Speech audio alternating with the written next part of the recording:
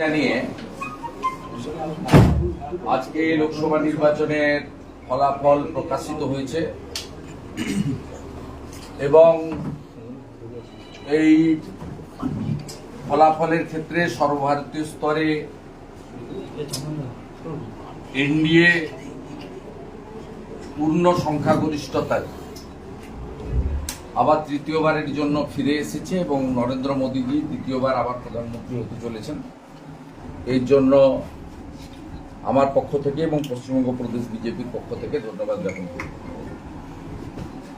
আপনারা জানেন যে পশ্চিমবঙ্গে লাগাতার 3 মাস ধরে প্রচার হয়েছে। প্রচারে ভারতীয় জনতা পার্টির প্রত্যেকটি কার্যকর্তা, কর্মী, সমর্থক আমরা অক্লান্ত পরিশ্রম করেছি এবং মানুষের মধ্যে সাড়াও আমরা ব্যাপকভাবে পেয়েছি।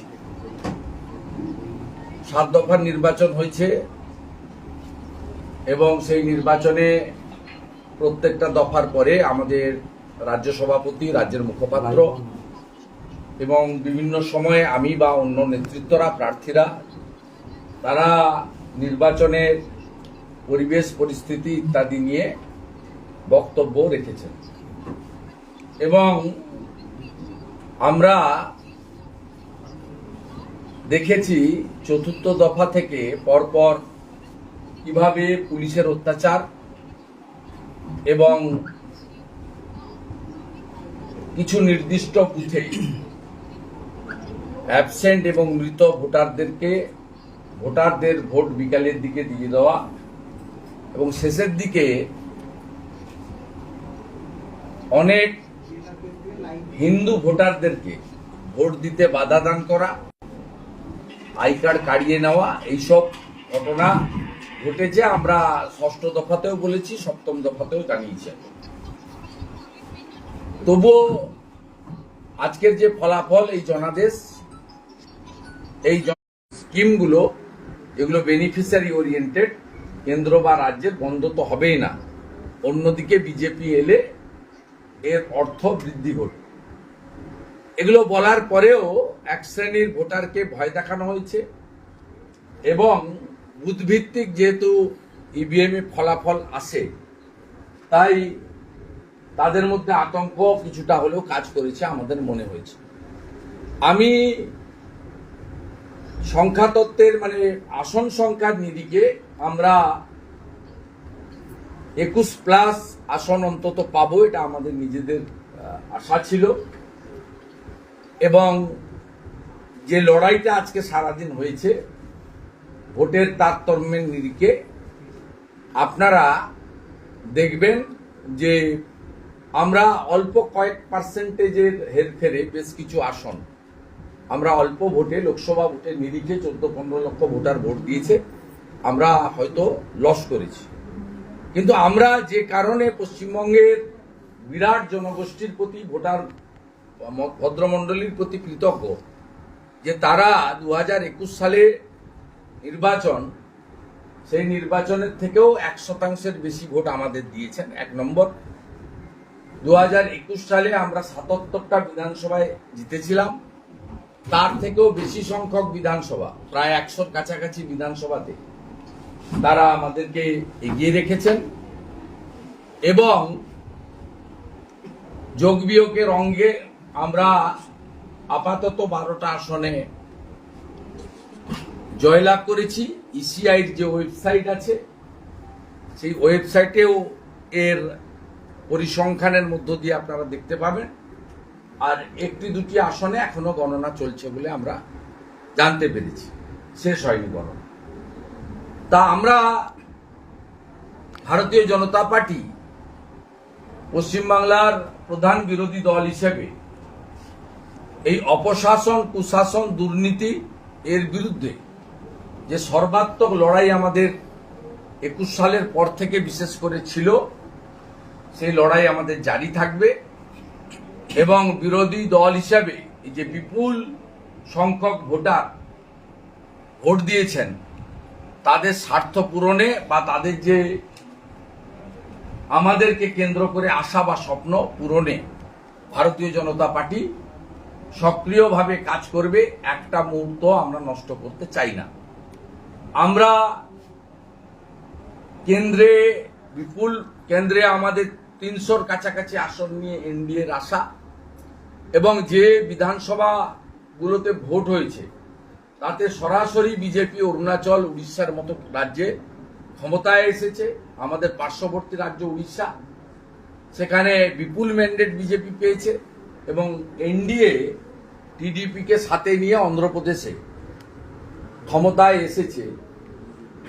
আমরা মনে করি এই বিপুল ম্যান্ডেটের পরে এবং পশ্চিমবাংলায় যে 12টি আসনে আমরা নির্বাচিত হয়েছি, সেখানে আমাদের কর্মী সমর্থক শুভানুধ্যায়ীদের আমরা বিজয় মিছিলের নামে অন্যের বিরক্তির কারণ না হওয়ার জন্য আবেদন করব। কোনোভাবে তৃণমূল কংগ্রেসের প্ররোচনার ফাঁদে পা দিতে না দেওয়ার জন্য আবেদন করব, এবং কোথাও যদি 2021 সালের পোস্টপোল ভায়োলেন্সের মতো ঘটনা ঘটে বা পরিস্থিতি তৈরি হয়, আপনারা আমাদেরকে জানাবেন। আমরা ইতিমধ্যে রাজ্য পার্টির পক্ষ থেকে এবং জেলায় জেলায় পোস্টপোল ভায়োলেন্স হবে এটা ধরে নিয়ে আমরা কন্ট্রোল রুম খুলেছি। আমরা নির্বাচন কমিশনের প্রতি কৃতজ্ঞ যে তারা আরো 15 দিন এই রাজ্যে প্রায় 400 কোম্পানি কেন্দ্রীয় বাহিনী ল অ্যান্ড অর্ডারের জন্য রাখার ব্যবস্থা করেছেন। আমরা দল গরিষ্ঠ সংখ্যক আসনে নির্বাচিত হয়েছেন। দায়িত্ব সবার, তারা দায়িত্বশীল রাজনৈতিক দল হিসেবে তৃণমূল বিরোধী ভোট কেটে তাদের সুবিধা পাইয়ে দিয়েছেন। এমন অসংখ্য অন্তত 7, 8টি 9টি লোকসভা কেন্দ্রের নাম আমি বলতে পারি যেখানে তারা ভোট কেটে তাদের সুবিধা করেছেন। তারা মূলত তৃণমূলের বিটিম হিসাবে 21-এ কাজ করেছিলেন, এবারেও সেই কাজটা তারা করেছেন। আর সাথে সাথে আমি একটু আগেই জানতে পারলাম মাননীয় মুখ্যমন্ত্রী এবং তার স্বনামধন্য ভাইপো, যিনি গিনিস বুক অফ রেকর্ডে নাম তুলে 7 লক্ষের বেশি ভোটে জিতেছেন, এই প্রহসনের নির্বাচন সবাই দেখেছে। আমরা স্পেসিফিক ভাবে বলেছিলাম, আমরা ক্যানিং পূর্বের কথা বলেছিলাম, সেখানে রেজাল্ট কি হয়েছে দেখেছেন। আমরা ঘাটালের কেশপুরের কথা বলেছিলাম, সেখানে দেখবেন বিরোধী পক্ষের প্রার্থী 1%ও ভোট পায়নি বুথগুলোতে। এবং আমরা ডায়মন্ড হারবারে কি হয়েছে বলেছিলাম। এই দম্ভ, উদ্ধত্ত, অহংকার এবং রিগিং সন্ত্রাস করে ক্ষণিকের শান্তি পাওয়া যায়, কিন্তু পার্মানেন্ট কোনো শান্তি পাওয়া যায় না। 2004 সালে লোকসভা নির্বাচনে অনিল বসু 6 লক্ষের বেশি ভোটে জিতে আরামবাগ থেকে তিনি বিখ্যাত হয়ে গেছিলেন। 2009 সালে কিন্তু তাকে খুঁজে পাওয়া যায়নি, জনগণ বিসর্জন দিয়েছে। স্বাভাবিকভাবে এই উদ্ধত্ত অহংকারের পতন জনগণের দ্বারাই হবে, এই বিশ্বাস আমাদের আছে। সাথে সাথে যেহেতু পূর্ব মেদিনীপুর জেলার কাঁথি সাংগঠনিক জেলা বিজেপির কার্যালয় থেকে আমি প্রেস বার্তা দিচ্ছি, আমি আমার হোম জেলা যেখানে আমি জন্মেছি, যেখান থেকে আমি একাধিকবার কাউন্সিলর, এমএলএ, এমপি ইত্যাদি হয়েছি, সেই জেলার 2টো আসনেই ভারতীয় জনতা পার্টির প্রার্থীকে নির্বাচিত করার জন্য পূর্ব মেদিনীপুরের নির্বাচক মণ্ডলীকে বিশেষভাবে কৃতজ্ঞতা এবং শ্রদ্ধা জানাচ্ছি আমার পক্ষ থেকে। তারা বিরোধী দলনেতার পাশে দাঁড়িয়েছেন এবং বিরোধী দলনেতার মাধ্যমে নরেন্দ্র মোদীজির হাত শক্তিশালী করেছেন। এবং একটি কেন্দ্রে প্রায় 62,000, আরেকটি কেন্দ্রে প্রায় 50,000-এর কাছাকাছি ভোটে আমরা নির্বাচিত হয়েছি।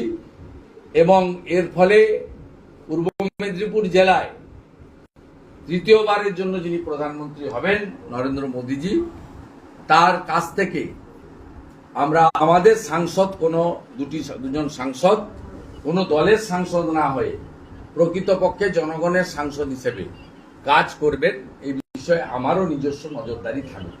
সাথে সাথে আমি যে বিধানসভা কেন্দ্র থেকে মাননীয় মমতা ব্যানার্জিকে 2021 সালে পরাজিত করেছিলাম, সেই নন্দীগ্রাম বিধানসভাতে এবারে অভিজিৎ গাঙ্গুলি মহোদয়কে কয়েক হাজার ভোটে লিড দেওয়ার জন্য আমি নন্দীগ্রামের নির্বাচক মণ্ডলীকে বিশেষভাবে প্রণাম কৃতজ্ঞতা জ্ঞাপন করছি যে নন্দীগ্রামের আজকের এই নির্বাচনের ফল এবং নন্দীগ্রাম থেকে আমার কয়েক হাজার ভোটে এগিয়ে রাখা, আশা করি পিসি ভাইপোর কোম্পানি যে ভাঙা ক্যাসেটটা বাজান সেটা দয়া করে আর ভবিষ্যতে বাজাতে পারবেন না। নন্দীগ্রামের জনগণ কার সঙ্গে আছে আজকের গণনাতে আরেকবার তারা প্রমাণ করে দিয়েছে। তারা তাদের প্রিয় বিধায়ক, সাথী বিধায়ক বা তাদের সেবক শুভেন্দু অধিকারীর সঙ্গেই তারা আছেন। আজকের এই ফলাফলে সেটা তারা প্রমাণ করেছেন, তার জন্য কৃতজ্ঞতা। প্রশ্ন আছে? সংখ্যাগরিষ্ঠতা পায়নি তৃণমূল বিজেপি, তো সেক্ষেত্রে মোদী শাহর পদত্যাগ করা উচিত কথা বলেন মমতা ব্যানার্জি। কেন সংখ্যাগরিষ্ঠতা পায়নি? সংখ্যাগরিষ্ঠতা পায়নি কেন? মমতা ব্যানার্জি তিনি 2001 সালে প্রি পোল অ্যালায়েন্স করেছিলেন পশ্চিমবঙ্গ বিধানসভায় কংগ্রেসের সঙ্গে। মমতা ব্যানার্জি 2006 সালে প্রি পোল অ্যালায়েন্স করেছিলেন বিজেপির সাথে। 2011 সালে মমতা ব্যানার্জি কংগ্রেসের সঙ্গে প্রি পোল অ্যালায়েন্স করেছিলেন এবং কংগ্রেসকে বেশ কয়েকটা মন্ত্রিত্ব ছেড়েছিলেন। চুরি করবো, সিবিআই ধরবে না, এই বাসনায় জল ঢেলে দিয়েছে চন্দ্রবাবু নাইডু টিডিপি। একটু আগেই তারা প্রেস কনফারেন্স করে বলে দিয়েছে যে আমরা প্রি পোল অ্যালায়েন্স করে এনডিএর সঙ্গে লড়েছি, আমরা রিজিওনাল পার্টি, আমরা এনডিএর সঙ্গেই থাকবো। মমতা ব্যানার্জি যতই দিবা স্বপ্ন দেখুন না কেন, জাতীয় রাজনীতিতে তার কোনো ভূমিকা থাকবে না। তিনি এইটা নিয়ে আনন্দ থাকুন, 22টা ছিল, কয়েকটা বাড়াতে পেরেছেন। এবং এটা সম্ভব হয়েছে, মুসলিমরা পশ্চিমবাংলা তারা চাকরি চান না, তারা তাদের যে লাইভলিহুড সেটা আরো ভালো হোক চান না, তারা পাকা বাড়িতে থেকে পরিশ্রুত পানীয় জল, ভালো হসপিটাল চান না। তারা চান যে অ্যাপিজমেন্ট কেউ করুক, আমরা সেই তোষণের রাজনীতিতে ভোট দিই। সেই কারণে 100 জন মুসলিমের মধ্যে 92 জন মুসলিম মমতা ব্যানার্জির পার্টির কাছে ভোট দিয়েছে। সেই কারণে তিনি এবারও 46%-এর বেশি ভোট পেয়ে জিতেছেন। আর সিপিএম কংগ্রেস তাদের যে ভোট ছিল 12-13%, তারা 10%-এর নিচে পেয়েছে। তাদের 2-3% ভোট সরাসরি টিএমসির দিকে গেছে। এবং ভারতীয় জনতা পার্টির তার যে ভোট 2021 সালে 38.13, সেখান থেকে 1%-এর বেশি ভোট আমরা বাড়াতে পেরেছি। এবং প্রায় 100 অ্যাসেম্বলি সেগমেন্টে আমাদের বিজেপির প্রার্থীদের লিড রয়েছে পশ্চিমবঙ্গে।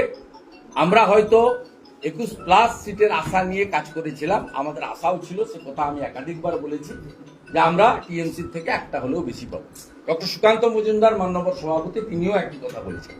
তা আমরা হয়তো 12তে আটকে গেছি যোগ বিয়োগের অঙ্কে, কিন্তু মমতা ব্যানার্জির এসব দিবা স্বপ্ন কখনোই পূরণ হবে না, তিনি নিশ্চিত থাকতে পারেন। কাঁথি এবং তমলুকে মুখ্যমন্ত্রীদের ষড়যন্ত্রের কারচুপির অভিযোগ চলবে। আপনি যিনি অবজারভার এসছেন তার কাছ থেকে জেনে নেন। আপনাদের এত মিডিয়া, এত লোকজন, এত কিছু থাকার জন্য শুভেন্দু অধিকারীকে দমাতে পারছে না, শুভেন্দু অধিকারীকে আত্মসমর্পণ করাতে পারছে না, শুভেন্দু অধিকারীর বাড়িতে রেড করে টাকা পাচ্ছে না, শুভেন্দু অধিকারীকে জেল খাটাতে পারছে না, শুভেন্দু অধিকারীর পাড়াতে বাড়ির সামনে এক ঝুড়ি লোক নিয়ে হেঁটে গদ্দার গদ্দার চিৎকার করেও কিছু করতে পারছে না। পূর্ব মেদিনীপুরের লোক হিংসার জ্বালা যন্ত্রণা থেকে আজকে তমলুক এবং কাঁথি গণনা কেন্দ্রে সারাদিন ছিলেন। আমি মনে করি শুধু নির্বাচন মন্ডলীর অপমান নয়, তাদেরও অপমান। তারা সারাদিন ধরে গণনা পর্যবেক্ষণ করেছেন। মমতা ব্যানার্জির এই মিথ্যাচারের উত্তর আপনারাই দিয়ে দিতে পারবেন, আমাকে দেওয়ার দরকার হবে। কংগ্রেস খাতা খুললেও দেখা যাচ্ছে সিপিএম তারা শূন্য, এবারও শূন্য। মানে না, এই পার্টিটা রিজেক্টেড হয়ে গেছে অনেক আগে। তাদের কাজটা কমপ্লিটলি, তাদের এই দ্বিচারিতার জন্য তাদের আজকে এই দুরাবস্থা হয়েছে। তারা এখানে বলছে চোর ধরো জেল ভরো, আর দিল্লিতে গিয়ে ইন্ডিজোটের নামে চোরেদের সঙ্গে বসে মিটিং করছে। এই ছবিগুলো দ্রুততার সঙ্গে মানুষের কাছে আসছে। তাই এই দ্বিচারিতার জন্য তারা এই জিনিস হচ্ছে। আর তাদের কিছু সিনিয়র ভেটারেন পার্টি মেম্বার রয়েছে, তাদের কিছু প্রাক্তন লোকজন রয়েছে, বয়স্ক লোকজন, তারা অন্ধের মতো সিপিএমকে ভোটটা দিচ্ছেন এবং এর কারণে মূলত তারা হিন্দু ভোটগুলো কাটছেন। মুসলিম কমরেডরা কিন্তু তারা ম্যাক্সিমাম ভোটই তৃণমূল কংগ্রেসকে দিচ্ছে, যেহেতু মমতা ব্যানার্জি কমপ্লিটলি অ্যাপিজমেন্টের কথা বলেন, মুসলিমদের ইকোনমিক্যাল, ফাইন্যান্সিয়াল, এডুকেশন বা লাইভলিহুডের ডেভেলপমেন্টের কথা বলেন না, এমপ্লয়মেন্টের কথা বলেন না, কমপ্লিটলি অ্যাপাজমেন্টের কাজ করেন। আর সিপিএম কেবলমাত্র কিছু হিন্দু ভোটারদের ভোট কেটে তারা মমতা ব্যানার্জির সুবিধা 21-এও করে দিয়েছিলেন প্রায় 50-55টা আসনে, আজকেও প্রায় 8-10টা আসনে ভোট কেটে, দমদম, উত্তর কলকাতা, এরকম বহু সিট আছে, আমি নাম বলে দেবো, যেখানে 20-30-40 হাজার ভোটে বিজেপি হেরেছে, সেই সব জায়গায় ভোট কেটে ওদের সুবিধা করে দিয়েছে। সেই কারণে ওরা 29টা পেয়েছে, বলে ওদের 17টা পাওয়ার কথা ছিল। সোশ্যাল মিডিয়ায় এখানে দাবি করা দিলীপ হচ্ছে ঘোষের মতন যে নেতা হেরে যাওয়াটা কিভাবে বিশ্লেষণ করবেন?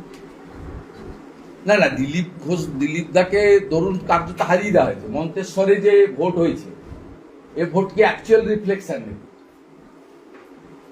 আপনি বলুন, একটা লোকসভার কেন্দ্রে 7.5 লক্ষ ভোটে জিতছে, কি পপুলার ক্যান্ডিডেট! এ তো পুরনো দিনের আরামবাগের কথা আমাদের মনে করিয়ে দিচ্ছে, কেশপুরের নন্দরানী দলের কথা মনে করিয়ে দিচ্ছে, আরামবাগের বিনয় দত্তের কথা মনে করিয়ে দিচ্ছে, গড়বেতার সুশান্ত ঘোষের কথা মনে করিয়ে দিচ্ছে। এটা তো কমপ্লিটলি মানে ভয় আতঙ্কের পরিবেশ। আর এই যে বেনিফিশিয়ারি, মানুষের হাতে টাকা পৌঁছে দেওয়া হচ্ছে, এইটা কেড়ে নেওয়ার হুমকি দেখানো হয়েছে। তার ফল কিছুটা ভাবে একদিকে তোষণ করে মুসলিমদেরকে কনসলিডেট করা হয়েছে, অন্যদিকে লক্ষ্মীর ভান্ডার কেড়ে নেব, অমুক চলে যাবে, অমুক দেব না, বন্ধ করে দেব, সাগর দিঘিতে বন্ধ করেছি, তোমার গ্রামেও বন্ধ হবে।